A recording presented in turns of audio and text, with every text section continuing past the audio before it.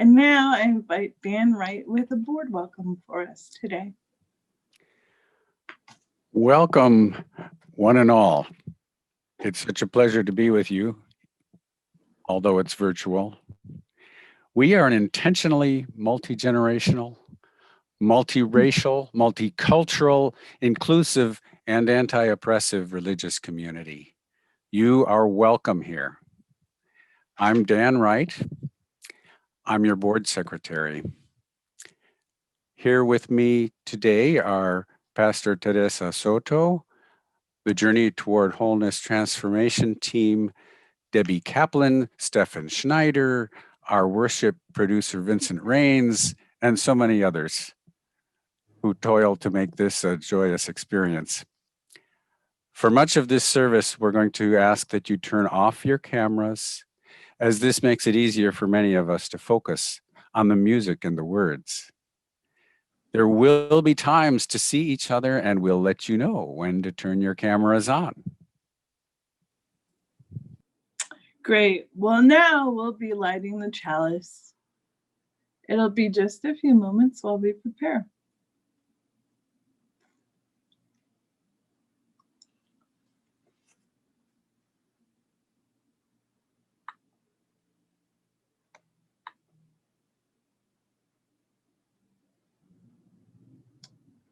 We light this chalice, symbol of Unitarian Universalism. May it remind us of the divine spark in all of creation, the power of love to heal what is broken, and to be grateful for life's blessings each day.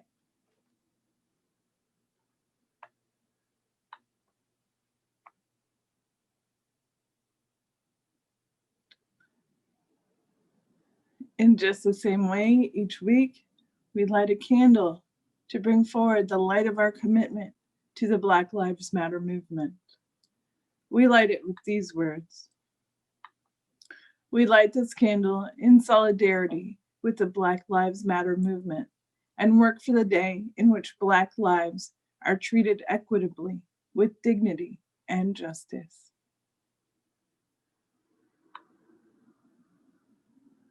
Today we'll begin our service with a time of reflection and care, a reading about peace, and our community tradition of an embracing meditation. So thank you for this reading, Debbie and Noemi. Good morning. My name's Debbie Kaplan.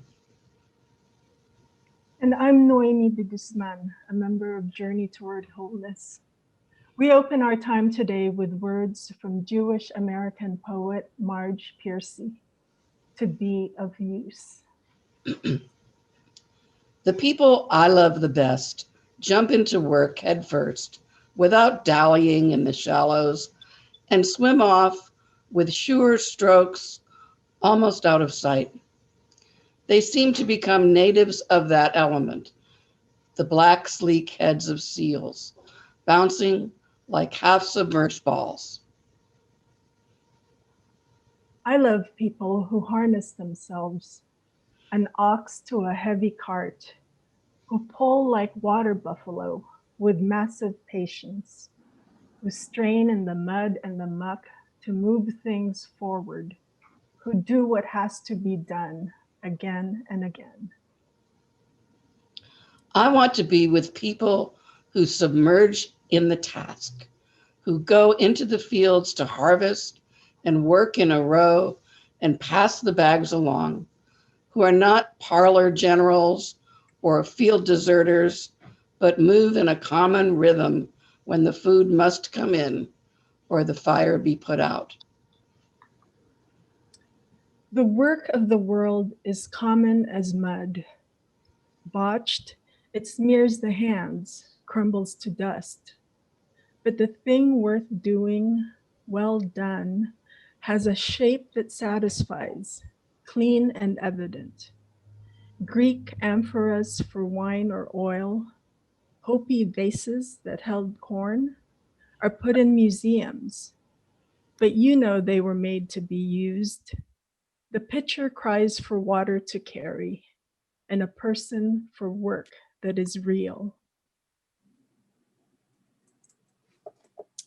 Thank you so much for that reading. Now we will be able to go ahead and unmute and say hello to everyone. So please, let's do that. Let's exchange greetings with people on the screen and on the phone and all about. Hey, Ron. Good morning, everybody. Everybody. Good morning, everybody. Morning. Good morning. Good morning. Oh, yes. Hi. Still good to Hi. see you. Good morning, everyone. Morning. Hey, MJ. Marcy, hang in there. Carlos. Okay, thank you. Morning, Emily. See you tomorrow, Morning, Greg. Hi, everybody. Yeah. Hi, Dennis. I am Jay. Hi. Hey, MJ. Hi, MJ. Hey, Debbie. Love you, Marcy. Hi, Mary. Thank you. Hi, Deborah. Hi, Hester. Hey. Mary. Hey, Jody. Shout out. Special hello to first-time people that I get. Oh, yeah. Hello, Welcome. people.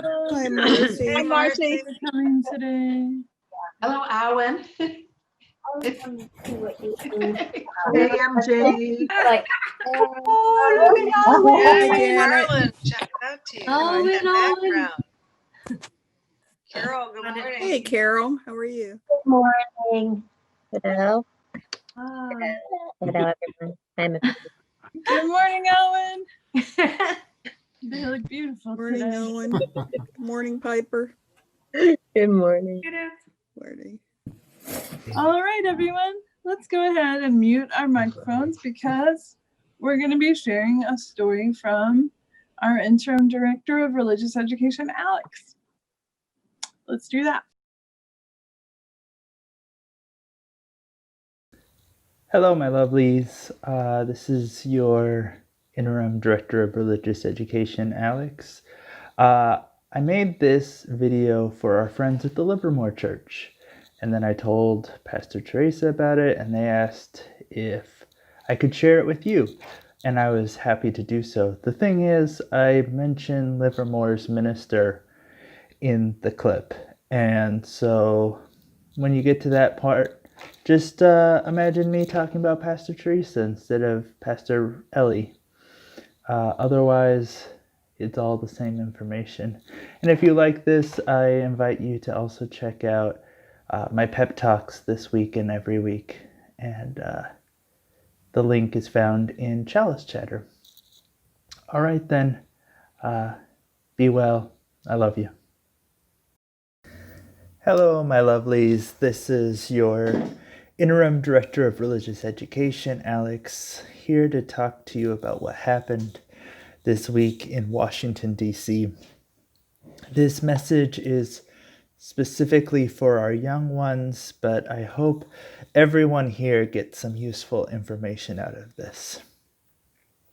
So you may have heard your grown-ups talking about Wednesday, or maybe you saw something on TV or social media.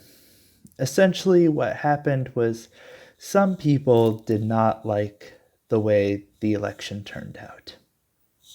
They were really upset that Joe Biden won in a free and fair election. The people in charge of keeping things fair all decided that everyone played by the rules, and that meant President Trump lost. So the president held a big rally at the White House and then encouraged his supporters to go to the Capitol building while the election was being certified.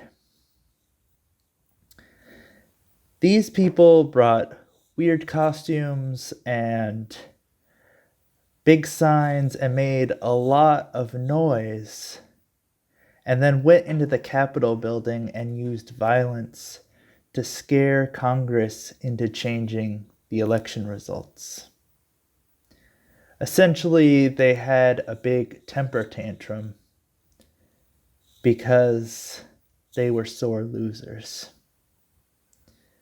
You see, these people want laws and policies that benefit white people and straight people and men and Christians over everyone else. They started fights and they even hurt some people. They left threatening notes to lawmakers and were really, really mean. It's safe to say that we have never seen anything like this. Not in your lifetime, not in my lifetime, not in your parents' or grandparents' lifetime. No one has ever gone into the Capitol building and interrupted the work of the government quite like this. And you know what? We don't know what is going to happen next. Sometimes when we don't know what is going to happen next, that can feel bad. We can feel scared or nervous. We can be worried and our mind can wander. It's really easy to do that now because people have acted in a way that is really scary. So maybe you or your grown-ups are feeling worried or concerned. If that's the case, you should know that these feelings are all right, and they're even normal. It can be really good to talk to people when you feel this way. You can talk to your grown-ups, or to Reverend Ellie, or to myself. You can talk to your teachers or other adults. When you have a chance in service, look at all the faces here on Zoom and know these people all care for you and are willing to talk. If you have questions or concerns, I welcome you to bring them to us. We may not have the answers.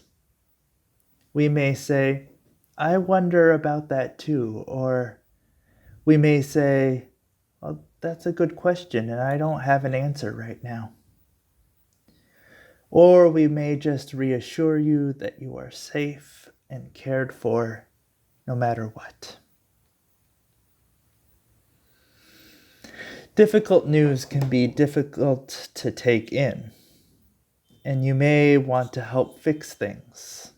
That is one of the things I love about Unitarian Universalism is that we want to be the helpers. But little ones, this is not your job to fix. Your job is to learn and grow and play. Your job is to be the best you can be. We are going to help you in that by encouraging you to eat good food and drink lots of water, to play and exercise, get good sleep, take your meds if you need them, and to help you process your feelings. And friends, whatever your age, that's good advice. It seems like we are living in unprecedented times. But I think about the people who came before us, our ancestors who also had to deal with disease and corrupt governments and people who use violence to get their way. I think those people dreamed of a better world for us, just as we dream for a better world for you.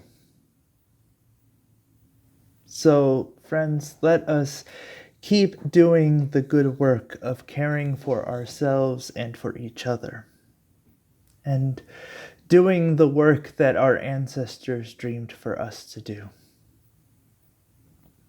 And friends, whatever happens this week and next week and moving forward, remember that we love you very much. Be well and take good care. We will now sing Gathered Here. Gathered here in the mystery of the hour, gathered here in one strong body, gathered here in the struggle and the power, Spirit, draw near. Gathered here in the mystery of the hour, gathered here in one strong body, gathered here in the struggle and the power. Spirit, draw near. Thank you so much, Stefan. And I would invite you to take a smooth breath or two. Continue to absorb what we're holding this morning. You bring your heart because you want it to be of use. You bring your care to hold the people in your community. And now let us pray. This day, as we gather, we hold a multiplicity of things. Community is the spirit, the guiding light of our gathering, whereby people come together in order to fulfill a specific purpose and to take care of one another. We bring these single lights and join them into one roaring flame, this fire, our hallowed light.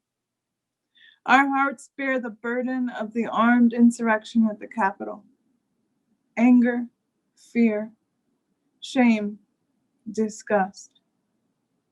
But what we need for singing by whatever means, Joy Harjo says, is gathered from every thought, every heart that ever pounded the earth. The shapes of mountains, cities, a whistle leaf of grass, or a human bent with loss. These will revise the pattern of the story, the song. I take it from there, play through. The heartbreak, the tenderness of being, until I am, until we are, the earth, the song, the sky, and the singer. Thus, we pray for double portions, heaping helpings of healing and of courage, of peace and of love. We commit to receive these gifts and also to give them from the warmth of our flame and the tenderness of our care. Let it be so. Let us see to it.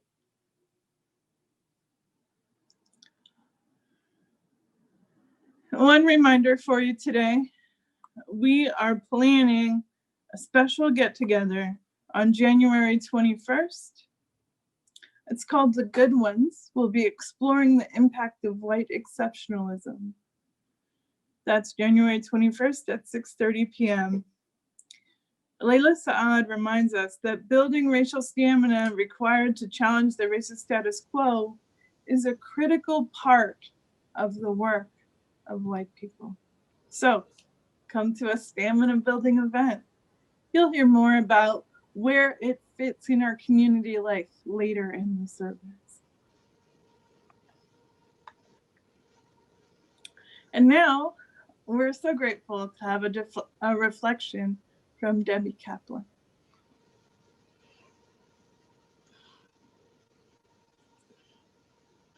You know, I've been looking this week at the images of the people of the mob that broke into the Capitol.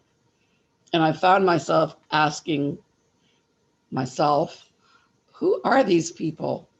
You know, it's easy to say, oh, they're thugs, they're fools, stupid people, extremists, racists.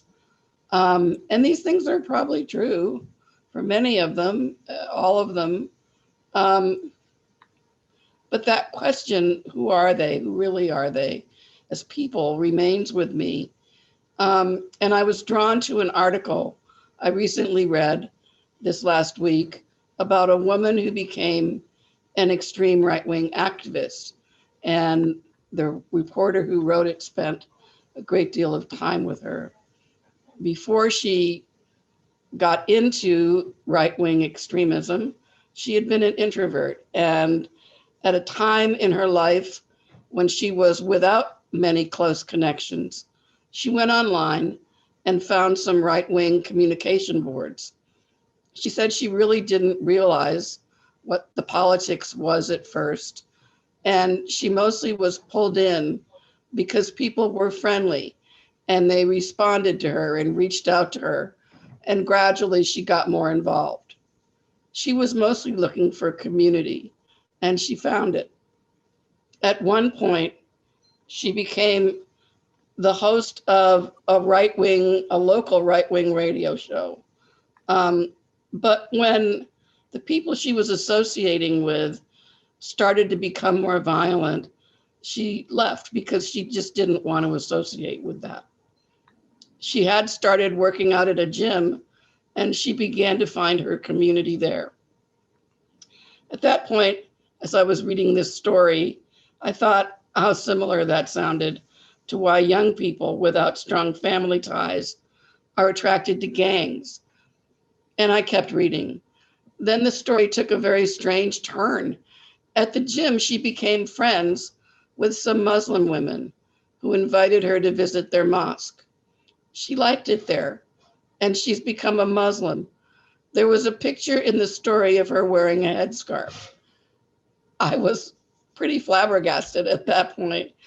The reporter who wrote the story had gone there with her and described the loving and joyful way the women at the mosque greeted her when she arrived. And the mental image of these women greeting her just stays in my mind. What does it take to receive someone who could be regarded as an outsider or an outcast with love and joy?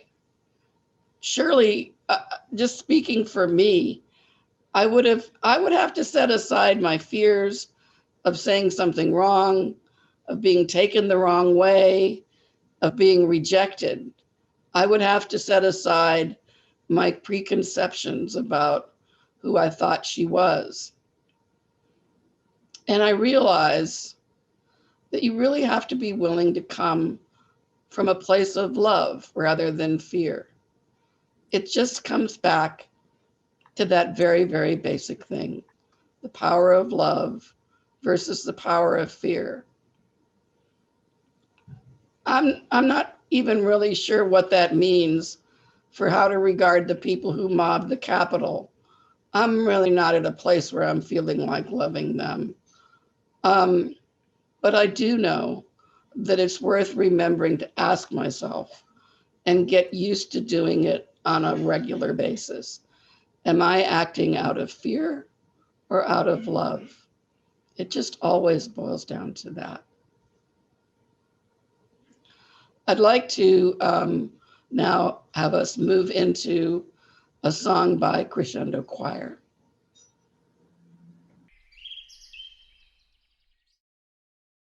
Dona nobis pacem, pacem. Dona nobis pacem. Dona nobis pacem, pacem. Dona nobis pacem. Dona nobis pacem. Dona nobis pacem. Dona nobis pacem. Dona nobis pacem. Dona nobis pacem. Dona nobis pacem. Dona nobis pacem. Dona nobis pacem. Hi, my name is Donna Fujioka, and I am a member of the Journey Toward Wholeness transformation team. And I'd also like to introduce next to me the newest member of our team, Janet McFarland. Hi, everyone. Thank you for the opportunity to serve on this team. Today, we'd like to share with you what we are for, the vision statement of the Journey Toward Wholeness transformation team. Donna will start us off. Entering the sanctuary on Sunday and seeing your beloved church community as vibrantly multiracial as Olive Oakland. Can you imagine a church community in which race is discussed seriously, honestly, openly, easily, and even jokingly? Can you imagine moving beyond guilt and blame toward a shared understanding of racism as a social malady that damages all of our lives in the service of providing privilege for a white minority? Can you imagine collaboration with other churches in which we make friends, pray together, learn, and work for more justice in Oakland? Can you imagine white leaders who can defer strongly held opinions and humbly ask leaders of color, here's an idea I have, what do you think? Can you imagine a UU theology that articulates and supports us in a journey to spiritual and social wholeness? Can you imagine being intimately involved in the lives of people of all races, not only at church, but in our personal lives and neighborhoods as well? Can you imagine a church building with art and decorations that celebrate and reflect many cultures and many people? Can you imagine being able to think clearly about how racism operates in our society, our lives, and even our church, and being able to think about what we want to do together to change that? Can you imagine if every group in the church regularly asked, how does what we are doing serve to perpetuate white privilege, and how can we change that? Can you imagine being known as the church in the heart of Oakland that welcomes everyone and that makes a difference in the city? Can you imagine having hope that things can change? This is our vision. This is what we are for.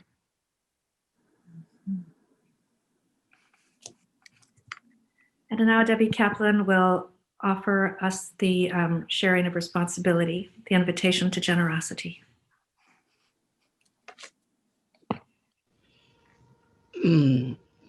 Well, speaking for myself, I just feel so grateful that we are all together today at the end of what has been a week that's just been almost impossible to completely wrap my mind around. To be here and to be engaging in everything that we can do ourselves to make things better, and to stand with what we believe in.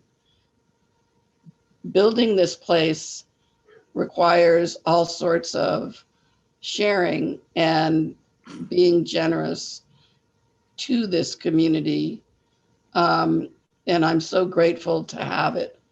There are many ways that we contribute to making this community real and such a resource for ourselves. It involves giving our time, giving our energy, and giving our money. There are many ways to give. You can give by texting. You can give by opening an app to give plus. You can do it the old-fashioned way by writing a check. And there's also online giving. So just please think about all the different ways that we all contribute and do what you can.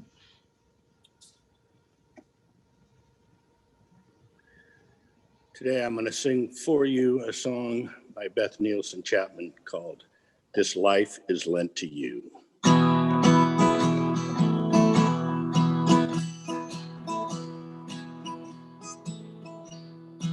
Come outside, the sun is shining, and the sky is endless blue. The leaves will sigh, the wind reminding that this life is lent to you. Say goodbye to all the bad days. Silver line, those clouds roll through. You may find what makes you happy. This life that's lent to you. In everyone's heart there will be sadness for some of the choices that we made. But the river of time flows behind us and softens the edge of our mistakes. So come outside and walk this garden. Drink the light like roses do.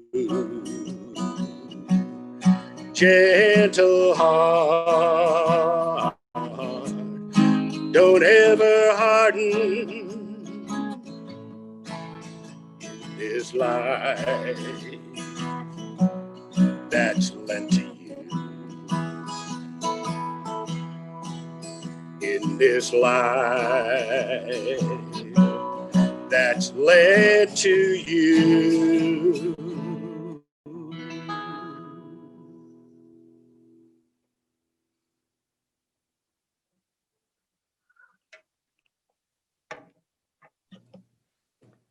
Hello, everyone. This is Jody Mathis. I serve the church currently on your finance team and on the operating team. And it is my joy this morning to include in our sharing of generosity a story of yet another way that this community can and has been generous to our church. In 2020, we were notified that a former congregant of this church, Marilyn Beach, had left us a bequest of $100,000 in her will. It took a while for that to get into our coffers, but it happened before the end of the year. And I'm so happy to talk to you about the ways we thought about this bequest, about learning about Marilyn as a person, and about how we chose to honor her in allocating this very, very generous bequest to us. So, who was Marilyn Beach? What was important to her? How did she spend her time and treasure? She was an Oakland native. She was born and raised and lived all of her life in Oakland. She went to Oakland public schools all the way through school and went to Cal for college. She taught in Oakland public schools for more than 30 years. So public education right up there. And she left a bequest to Cal as well. Longtime Oakland institutions were important to her. She left money to Pardee House, She left money to the Oakland Zoo. She left money to the Oakland Museum of California. And she left money to us. What great company are we in with these venerable institutions? We chose to allocate 15,000 of the 100,000 to our operating reserve for the financial health of us as an Oakland institution. What else was important to her?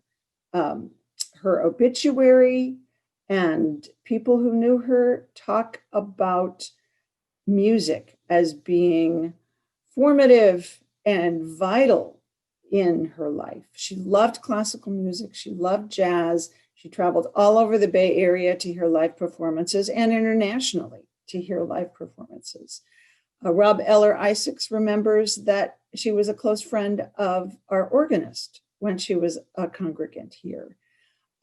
So we've allocated $10,000 into our Musicopia Fund to be used at the discretion of the music program to keep our music program vital. So and I do want to mention, she volunteered for the Oakland Museum of California as the manager of the music department of the White Elephant Sale. And those of you who know the White Elephant Sale know what a big endeavor that is, and what a huge, huge job that was for her. So she also left money to KQED and to the San Francisco Mime Troupe, which just delights me no end, and I think tells us a lot about her progressive values. So we've allocated the bulk of that $100,000 to social justice in our church. 65 to our social justice endowment, the Aurelia Henry Reinhardt Endowment, and another 10 to our designated social justice fund, where we can use it for shorter term social justice donations as we grow our endowment. We are so honored to have Marilyn Beach think of us in this way and leave money to us to determine how best to use it. It warms my heart, and I hope it warms yours.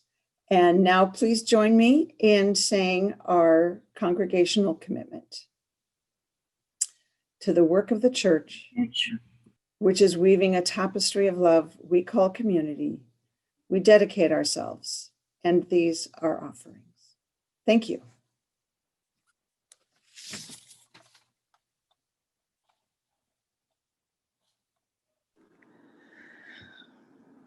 I'm so grateful for everything you've heard this morning, for the spirit of generosity behind it.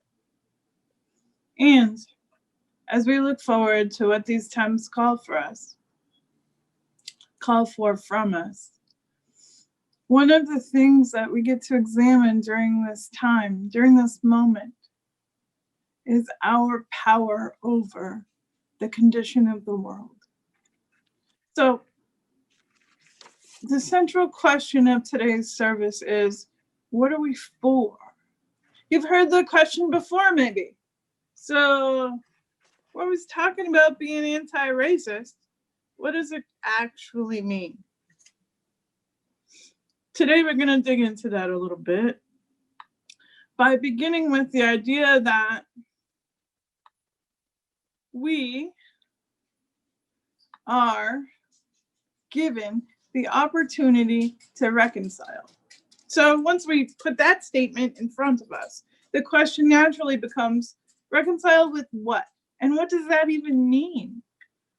Right? Just as if I said another noun, like compassion or honesty or justice, we would say, well, I probably agree with something about that, but what does it mean? When it comes to reconciliation, one of the things it points to is putting back together a relationship that has been injured. That makes sense, right? When we put anti-racism in that context, one of the things we're lifting up is the idea that we can no longer assume that everything is okay. So I know a bulk of our hearts is carrying the impact of everything that happened in Washington, D.C. And our reach, our ability to change or manipulate those events is limited from this distance. Where your power over the condition of the world is greatest is the place where you are nearest. The things you can reach with your words, with your voice, with your touch, with your influence, those are Oakland things. The places where you are truly known are even closer. Your moral authority is closest with those people who know you best. So while everything we can do to begin to heal America politically is important, the strength of your power is much closer in your own community. And so we want to talk a little bit about what that means.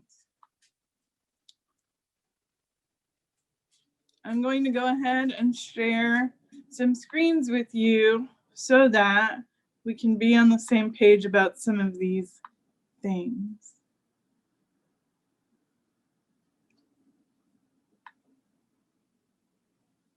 Oh, I pressed the wrong thing. I'll be another second.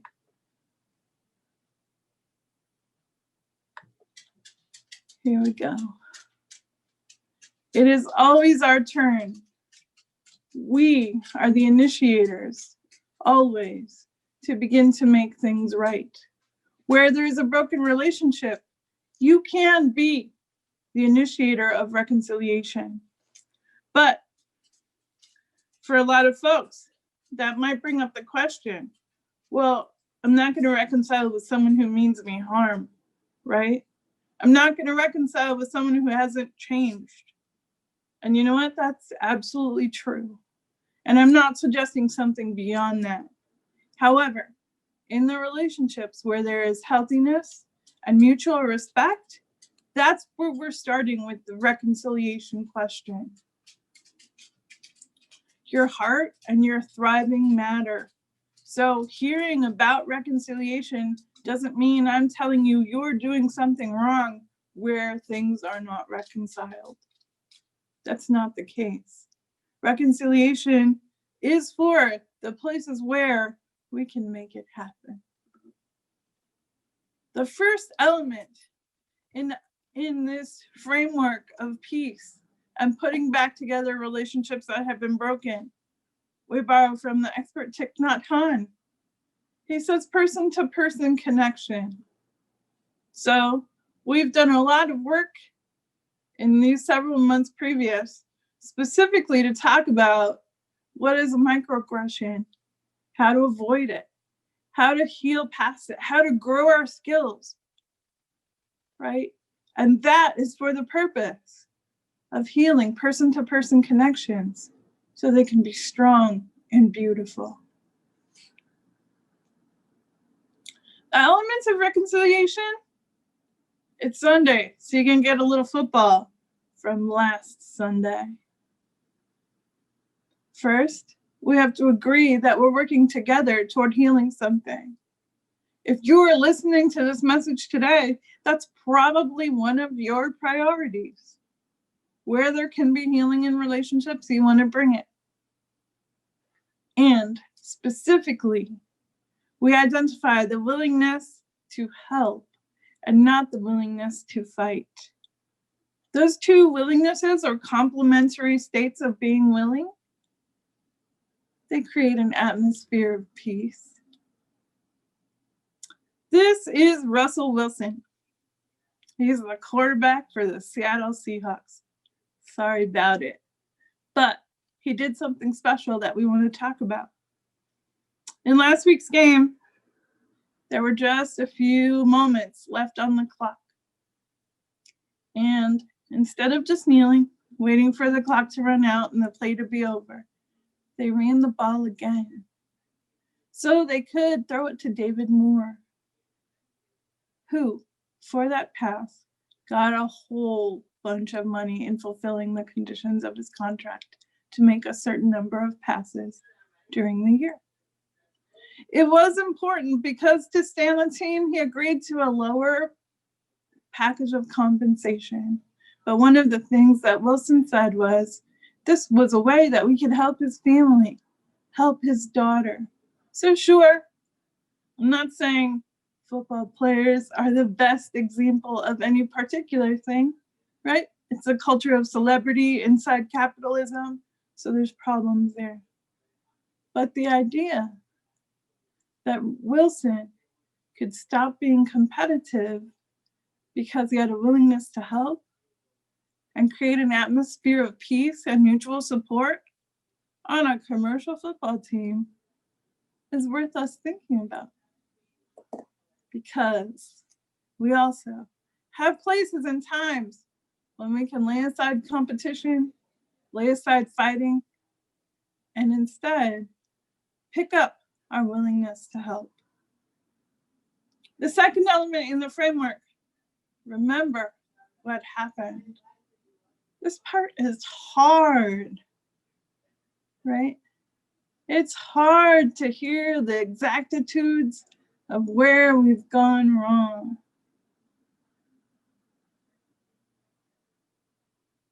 Have you ever had to have that conversation? It really hurt my feelings when you said XYZ, I felt. But if we can allow people the practice of remembering and saying their truth, what we're saying is this is worth putting back together, not in generalities, but in exactness. Your experience, my experience, our experience together. So remembering is the second element. Recall and recount. One thing about hearing where we've gone wrong is that we can say, yes, there is room in my heart to receive this communication without my heart having to tell me how bad and wrong I am, right? Sometimes the judgment that we put on ourselves after a mistake is called the second arrow. Like, something bad can happen, but we don't have to make it worse, right? We can make a mistake, but we don't have to make it worse by shaming ourselves. We don't have to shoot that second arrow. Why though? Why are we talking about that thing? This is a sketch from Leonardo da Vinci. He calls it Major Organs and Vessels. It's from between 1485 and 1490. I've added an arrow for you in the middle there. Do you know why? Because this, I don't know if this is exactly true. I'm pretty sure it's like a fable, but we're gonna try it on today. Because what I hear is he would get so busy doing his art that he would not go to the doctor. Instead, he would send a sketch with an arrow. This here is where it hurts. Part of what the ability to recall and recount does is say, this is where it hurts, right here, in this emotional part of me, right? So what ails you or what ails us as a community is important to talk about so that healing can be complete or full, abundant, right? So that's what we're talking about with that. Here's the third element. It's non-stubbornness. I know, you never have to give up your position. Never do you. No one's gonna make you. There's no Krampus gonna give you bad toys at Christmas. It's nothing. You have to choose to give up being stubborn. Those elements, well, non-stubbornness starts with being soft. You know what that is, right? Take a breath, wait a moment, assure yourself that you're okay. Make sure the people you care about are okay. Hold that soft space of non-defense. This is a poem from Reverend Molly Housh Gordon.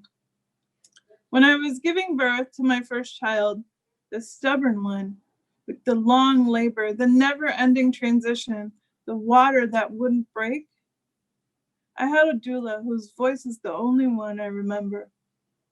For hours, days, as contractions came, 2 and 3 in a brutal cluster, she would ask me so gently as the waves subsided, now, where can you be soft? We are bringing a new way into the world. I believe that.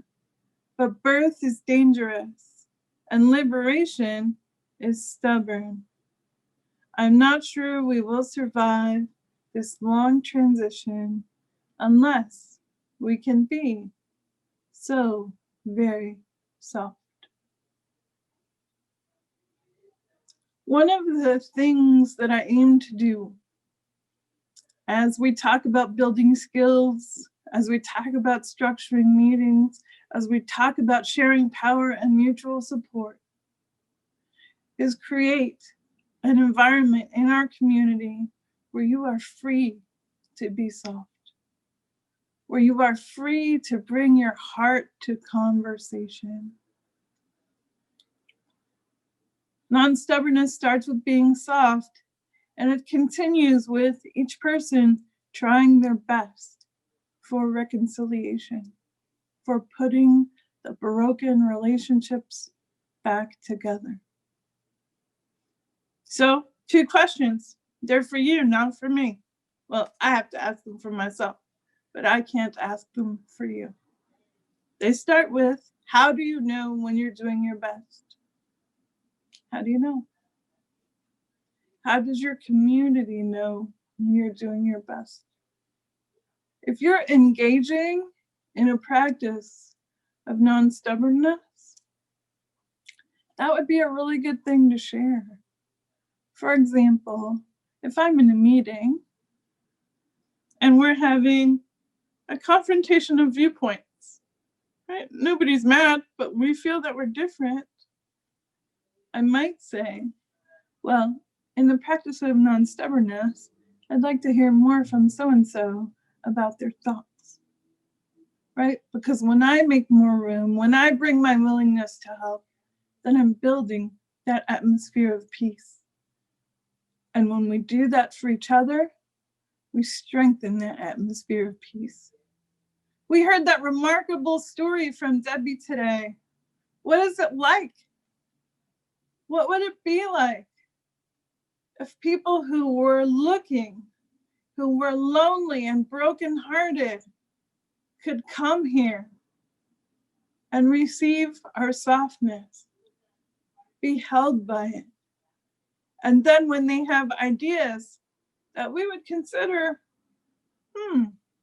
maybe not too helpful perhaps, that we receive them in a spirit of non-stubbornness and curiosity. What if you can come here and have weird ideas and be in conversation? I mean, here's the thing, and it's very important for us to be explicit about this. Tolerance is usually considered, and I'm going to consider it for our purposes of building muscles, a paradox. If I tolerate the intolerant, then pretty soon that's all that will be tolerated. Tricky, right? Well, we have to work on that. We have to use our words and talk about it. We have to use our practices and ensure that people get turns, that people get heard, and that people understand the ways that their ideas do and don't fit with our values of practice. We can do this. You are especially suited for this open softness, for the toleration of tolerance. If there's anyone who can do it, it's you. And when you do it here in Oakland, you're healing everywhere.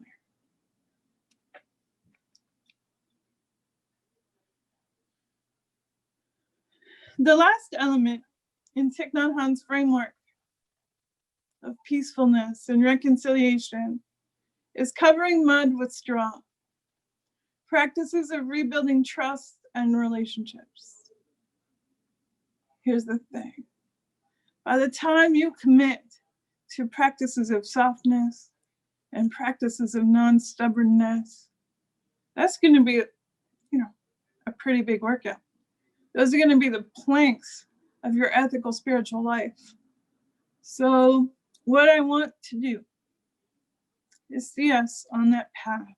Invite you to come forward, to use the strength, and we're going to go all the way back to right here, to bring more love, right? When we say we're anti-racist because we're pro everybody, we're pro reconciliation, without your active love, your active softness, we can't do it. I don't know what anybody has been told anti-racism is. There are probably as many ways to describe it as there are dictionaries. But here's what I want you to know. Being anti-racist is the process of being in conversation with people who care about you. I'm asking you, if you haven't, to join the conversation. To be for everybody, for healthiness, for softness, and for tolerance, and for more love. If anyone can bring it, it's you. I know it's been a super hard week. I'm really grateful for everyone who contributed to worship, and I'm grateful that we could be together today. What I wanted to say about covering mud with straw is that we'll dedicate a whole service to it by itself as we unfold these practices of more love. I'm appreciating you today. Thanks. Let us see to it. So we're going to sing When the Heart is in a Holy Place. When the heart is in a holy place, when the heart is in a holy place, we are blessed with love and amazing grace. When the heart is in a holy place, we trust the wisdom in each of us, every color, every creed and kind. And we see each other in each other's eyes when the heart is in a holy place. When the heart is in a holy place, the heart is in a holy place. We are blessed with love and amazing grace. The heart is in a holy place.